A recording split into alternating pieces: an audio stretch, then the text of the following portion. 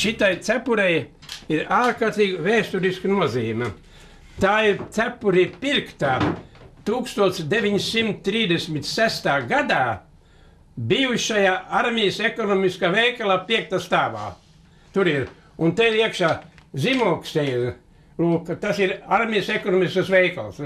No toreiz, un tā cepuri ir saglabājusies, un es, lai gan viņš ir netīrs vispārīgi, tur ir ar sviedriem tā tālāk, bet tā ir mīļa cepuri, jo tā ir gandrīz no viņa pasaules laikiem, jāsaka, tā. Nu, ar tēvu jums mūžā iznāca īsu laiciņu kopā dzīvot. Tēva dzīvēja līdz 15 gadu vecumam. Un 15 gadu vecumā, ka tā apmēram 15 gadu bija, 19 gadu viņa arestēja, un pēdējo reizi jūs atceraties, es jums stāstīju. Man tēvs un māte neko man tik nav atstājuši. Neko viņam nav. Viņam nekas nebija, bet viņam bija darba rokas un bērnu audzināšana. Saima pieņēma lēmumu 25. gadā, tas, kad Latvija bija tikai 6 gadu veca meitenīte bija tikai. Jau tur domāja par zemūdeniem, par kuģiem, kur tagad domā par zviedru kuģi, kā var sagriezt. Un nevar atrast griezēju. Tādā veidā, tā kā Francija tur piedāvāja lētāku. Un Francija noslēdz līgumu. Tas ir Francijā. Francija bija vislielākā pieredze bija attiecībā uz zemūdeņu būvu. Tie Gustavs Zedē un tā tālāk tie nimfi, kas ir tie zemūdeņus, tas bija pirmā zemūdeņus, kas frančiem nāca. Tā kā tas ir, frančiem bija liela pieredze. Ja mums te dos vīna, franči teica, matroši teica, tad mēs jūrā neiesim. Mums ir otrādi. Ja dos vīna, tad jūrā neiesim. Jo jums aizliegti tā lieta. Aizliegti ir. Francija nevar, viņam vajag dienā vismaz pusdienās vajag iedzert puslitru vai 3/4 litru vīnu vajag iedzert viņam. Viņš te cirā nevar dzīvot. Ļoti labi saskar bija. Te ir tā epizoda, atcerieties epizodu, kur es salauzu radiostaciju salauzu. Nē, pastāstiet. Tā telpa, kur atradās Roņu stacija, tas bija tur apakšā jau, ja tas skaitās ūdens līmeni, tas bija zem ūdens līmeni jau diezgan dziļi zem ūdens līmeni. Un tā telpiņa bija ārkārtīgi maziņa. Tur nebija 2 cilvēki, nebija iekšiet. Tad, kad tas Francis aizgāja projām vakarā, tad es tiku iekšā tajā stacijā. Un es tos kroķus griežu, un vienā momentā kļūkšs nogriežas, un kroķis ir beigts. Nākušā dienā, apmēram pusdienlaika, man sauc iekšā komandieris. Kaprāls Reigzdiņš. Kaprāls Reigzdiņš ieiet, atļausiet ieiet, komandierkungs, viņa kaitē, un tā viss ir kārtībā ir. Un kas tur notika? Es teicu taisnību.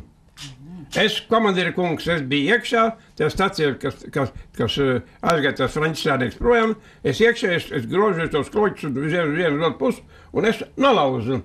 Krivkš un loks beigts. Tad tas mans komandieris, tad laiciņi domāja, es stāvu mierā viņa kaitē. Domāju, ko darīt. Un pēc tam viņš pateica tā, pasit man uz pleca. Pareizi, kaprāl Reigzdiņu. Labi, ka tas kroķis nolauza tagad. Ja tas būtu kroķis nolauza pēc tam, kad tā zemūdeni būs pieņemta un būs mūsu rīcībā, ko tad mēs darītu? Kur tad ņemt to jaunu kroķi?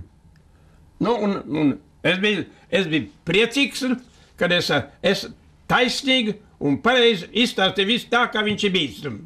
Tā, kā viņš bija. Un nākušā diena vai pēc 2 dienu vai kā, kloķis bija klāt, tad pareizi atved firmu, pieved jaunu kloķi klāt, tad viss ir kārtībā, Francis jau nomurināja, tas strādnieks viņam jāmonta iekšā jaunais kloķis un viss kārtībā. Viss ir kārtībā. Pārpratumu gadījos kādreiz vēl tādi, kad mēs bijām pārnākuši no Nantes, uz Sadnozēras, bija pārnākuši uz Brestu karostu, tas ir apmēram kādu 500 km no Nantes. Tur pašā tajā Normandijas stūrī, tur ir kreisā stūrī, ir tā Brestas karostu. Tad tur arī bija izsarakta kādu gadienu. Un tur šāva torpedes. Mēs šāvam torpedes ar franču virsnieku gādību, norādījumiem šāva torpedes. Nu, un vienreiz izšāva torpedu, un tā torpeda pazuda. Meklē un neatrast. Nu, braucam meklēt, kur tā torpeda paliek. Nu, tur ir tā torpeda zem ūdeni, viņi paslēpusies, atrast viņi nevar. Un mēs skatāmies, galā tādi mēs tie divi latvieši esam, skatāmies, pavisam uz otru pusi braucam. Ne jau tur, kur mēs šāvam tā torpedu, bet pavisam uz citu pusi. Izrādās, franču ūdenslīdēji gatavojās tūlīt nākt ar skafandru mugurā un tā tālāk viss ir kārtībā un piekar klāt šeit ar meisu. Mēs domājam, kas tad tas paliek galvā ir? Te torpedu meklēs, kur torpedu pavisam citādā vietā ir nogrimus. Izrādās, ka viņi tajā maisā ķer gliemeļus un vējus. Un speciāli braukt uz to vietu, kur vairāk tie vēži un gliemeļi būs, lai varētu saķert tos gliemeļus un būs jāsaka, mājās ko ēst. Pēc tam citā vietā atrada torpedu, viss bija kārtībā. Spīdoli pazaudēja 2 torpedus. Tas bija brēk, toreiz vēl avīzēs rakstīja, ka torpedu maksā apmēram, toreiz maksāja 25,000 lati gabalā. Torpedu, tas ir jau nav joklieta. Un tā ir skandāla, avīzē rakstīja un tā tālāk par to, ka tur, un tāpēc jau arī man aizsūtīja uz torpedu dirstēju skolu, lai mācās, lai tad torpedu nezūda, jāsaka. Tas ir, es domāju, ka te ir admirāls brauca ar savu motorlaivu, apbrauca visu to flotu, un te ir karkuļi tur stāv, virsēs tur stāv, un tur arī zemūdeni stāv tur. Tautai bija liela ceremonija, jo atļauj 3 dienas rīzniekiem apmeklēt zemūdenes. Tas ir tāds sevišķs notikums galā, kad atļauj iet un ne tik vienu ārpus, bet iekšā atļauj. Atļauj iet iekšā un pa visu pa iekšu izstaigāt caurumu. Un tad tur bija izstrādāta ceremonija, kāda veidā tie cilvēki var nākt caurumu. Zemūdenē ir 5 nodalījumi, un katrā nodalījumā ne vairāk kā 5. Pa vienu galu iet iekšā, un pa otru galu nāk ārā visi tie cilvēki, kas nāk tur. Un katrā telpā bija norīkots par instruktoram, kas skatījās, lai kāds kaut ko negriež vai nemēģina iet zem ūdeni, jāsaka tā, humoru pēc, jāsaka tā. Cilvēkiem patīk ļoti sevišķi latviešiem, jo viss uzraksti tur bija latviešu valodā. Visi cilvēki, visi komandas locekļi runāja latviski, latvieši bija. Tātad parasti nāk ārzemnieki iekšā un ārzemnieki kaut kur nevar sarunāties. Bet te ir latviešu cilvēki, latviešu zemūdens un parādīja tautai, ka par tautas līdzekļiem ir tā zemūdens nopirkts, redzēt, ir. Tas ir tautas manta, tautai pieder, un tai tautai jāredz, kas tur ir. Redziet, jūrnieku forma stipri atdalās no sauszemes karaspēka formām. Tas ir visā pasaulē, tas tā ir. Arī toreiz Nelsona laikā bija, kad Trafalgaras kaujas laikā tas pats bija, galā. Un mums tā forma ir jau no paša Latvijas sākuma, tā forma bija pieņemta, tā apstiprināts un lietoja. Un dienas pakāps ir uz rokām. Tas ir pēc Nelsona parauga, admirāļa Nelsona parauga ir, kad dienas pakāps ir uz rokām. Šito leitnantu man deva prezidents Zemgals. Tas ir 2. prezidents pēc Čaksa. Zemgals. Tagad nākušā strīpa ir virsleitnants, un to virsleitnantu man deva, to otru strīpu man deva prezidents Kviesis. Tā, un 3. strīpu man deva Kārlis Ulmanis, tas ir kapteinis, un kapteina dienas pakāpa, un to deva Kārlis Ulmans. Un 4. strīpu arī man deva Kārlis Ulmans, un tas bija arī komanda kapteinis. Tātad komanda kapteinis, tas nozīmē pulkvedis leitnants, salīdzinot ar kainieku dienas virsnieku pakāpēm. Tā, Tā kā tas ir viss Latvijas manta, un nekas te nav piemaisīts klāt. Nekas nav klāt, tikai latviski viss ir. Un es esmu lepns, kad man ir latviskums te klāt. Šito formu man uzdāvināja tagadējie jūras kapteiņi. Kapteiņi, kas ir no tirdzniecības flote, zvejniecības flote, tie kapteiņi. Manas bijušie skolnieki. Tie ir lieli kapteiņi, kā piemēram Līdaks, Vikmans, Zaks, Delvers un tā tālāk. Tie man uzdāvināja, viņi ir lielās vietās, liela vīrīgi galvā, un pietiekuši es viņu savā laikā ir lamais un audzinājis, un viņi man atrada pa vajadzīgi, uzdāvināt no formu. Uzdāvināja, Tātad es esmu gluži nabaks, es esmu dzimis, un gluži nabaks es gribu mirt. Bet tik uz katra soļā man vajag tīram zeltam mirt. Lūk, un zelta mirs man. Lūk, pa mani rūpējās.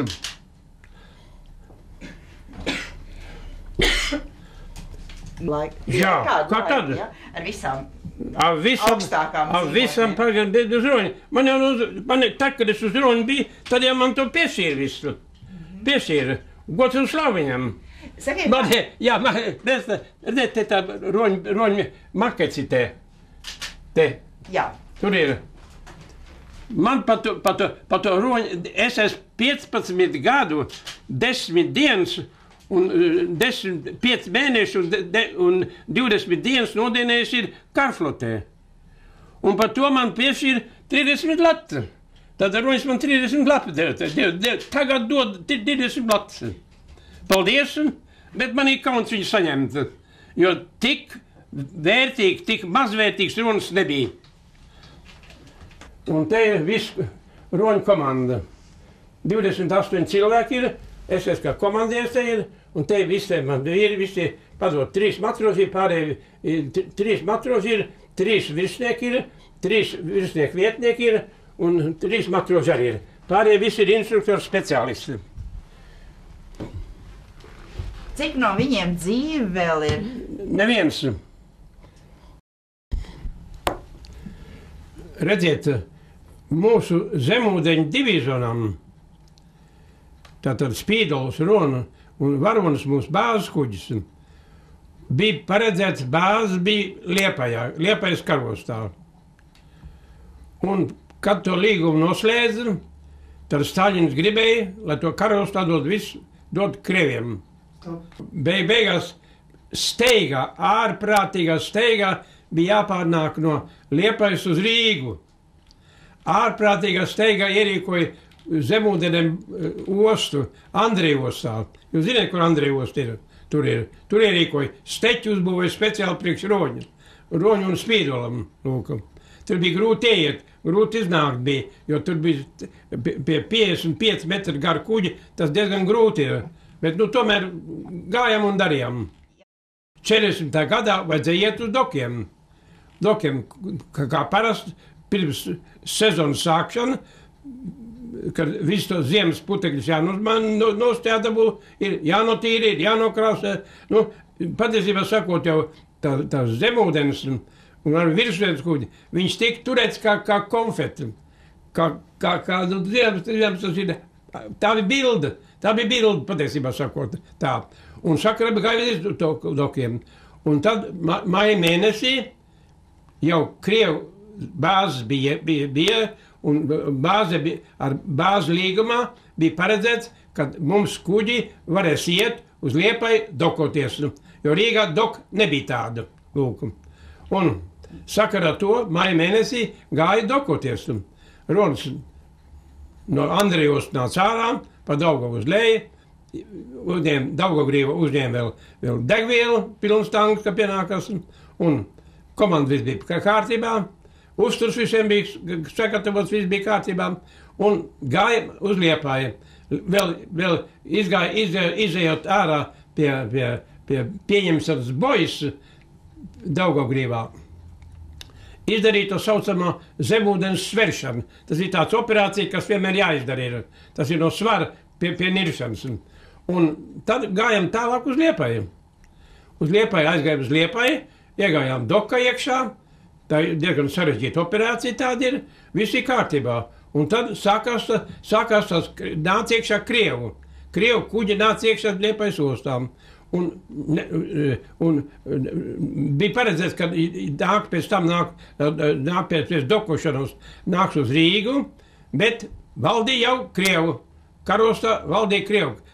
Sazinājās ar Rīgu, teica, ka, ko darīt gal galā. Vai beigās man jāklaus ir mūsu flotas komandieri, spēdas rīkojumam jāklaus ir. Un aizgāja Liepājā pie tā Krievu komandiera, tāds admirāls Traiņins bija, es atceros vēl, ar savu jaunāko virsnieku, Kirsi, arī tā bildē ir, aizgāja pie viņa. Bija Zolīs kungs, bija patiešām, izrādās, ka viņš ir vecais Krievu laika virsnieks ir, un mūsu saruna notika franču valodā. Un tā viņš pateica tā, ka viss ir kārtībā, viss ir labi, bet ieteic jums neiet ārā jūrā, jo mums pat labāk ir manevra. Un lai nebūtu nekādas starpgadījumu, kad pārpratums vai kas te notikt, tad ieteic jums jūrā neiet. Un to deva arī no admirāls no Rīga, spēd deva rīkojumu, ja pagaidām paliek Liepājām. Un tā pagaidām paliek, un beigās sākās viss tās 40. gadā sākās jau tās demonstrācijas viscauriem, viss ir Rīgā un tāpat Liepājā sākām, un tā mēs palikam pie Krieviem. Pie Krieviem palikam. Un kas izšķīra jūsu likteni? Kad izšķīrās? Izšķīrās, augusta mēnesi izšķīrās tas viss tā lieta. Tad, kad Latvija iestājās Padomju Savienībā. Kad Kirčs izdarīja to lūgumu un uzņēma Latvijas. Un tad jau mēs jau skaitījām, kad švaka būs kaut kas, un tad bija galīgi skaidrs, kad mēs esam jau pārdot un norakstīt. Tad bija tā moments, kas bija 25. augustā, bija tā karogu nolaišana bija un uzlūk sarkano karogu. Jā. Redziet, te ir. Tur ir pie karoga stāv mūsu vīrs ir, te stāv visu mūsu komandas stāv. To es esmu personīgi fotografējis. Man bija tāds mazs aparātiņš bija. Jā, 41. gadā, marta mēnesī, viss virsnieki bija prom, man kā pēdējo atlaid arī. Tad, kad nāca vācieši virsū, tad jūnijā, 41. gadā, karš sākās 22. jūnijā, karš jau bija 39. gadā, bet tikai kad vācieši uzbruka Krievijiem uzbrukumu. Tad Torona, pēc 3 dienām Torona nogrendēja Liepājas ostā. Nogrendēja, Spīdola nogrendēja, tā kā Krievi nevarēja izvest nekā. Viss tika nogrendēt, saspridzināts, un Roņa satika nogrendēt, saspridzināts tika. To apstiprināja mans mehāniķis Rudolfs Griguls, viņš ir blakam man, tā bildē ir, viņš apmirst ir, un viņš vācu laikā strādāja tā Liepājas karosta darbnīcās tur strādāja. Un arī starp citu pievāds bija šādas tādas mantiņas, kas bija pa zem mērtēs, roņu kajītēs. Un arī starp citu pievāds bija savu manevrēšanas pulkstenu. Un tas vēl gāja. Un tāda maza roņu figūriņa bija virsnieka kajītē. Tas arī bija, viņi bija tas skrandis savāds starpkopā. Brīvprātīgi es negribēju iet nevienā, ne otrā pusē. Brīvprātīgi. Un sakarā to es centos izvairīties vispār no Krieviem un no vāciešiem. Arī no tā leģiona es negāju. Jo, kad 1941. gadā Amerika pieteica karu Vācijai un Japānai, Amerika pieteica karu 7. decembrī 1941. gadā, tad man bija absolūti skaidrs, ka vācieši ir karu pazaudējuši. Un taisa muguru stāv. Jā, taisa muguru. Jā. Oi. Nu redz, ka tu labi. Jā, Steady, ready, bledi, jāsaka. Jā. Jā, var, bet tas ir grūtībām. Nu, bez šaubām cilvēkiem jārēķinās ir, ka 98. gads ir.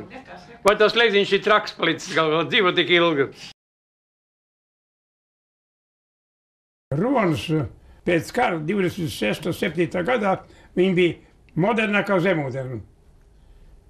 Modernākās paudzes zemūdeni, jā, tad uz to brīdi, ja? Bet zemūdenī vēsture ir liela, vispārīgi liela vēsture. Jau pirms tam, ja? Pirms tam vai dieniņos, Cars armija ņevā uzbūvēja zemūdeni. Jā. Un tā zemūdeni, lai rīkot efektīvāk, zemūdeni ņevā ienīra un spēlēja Božeca Rehraņī, Dievs sargi ķeizaru, zemūdeni spēlēja. Un cars klausījos, kad spēlē Dievs sargi ķeizaru. Jā.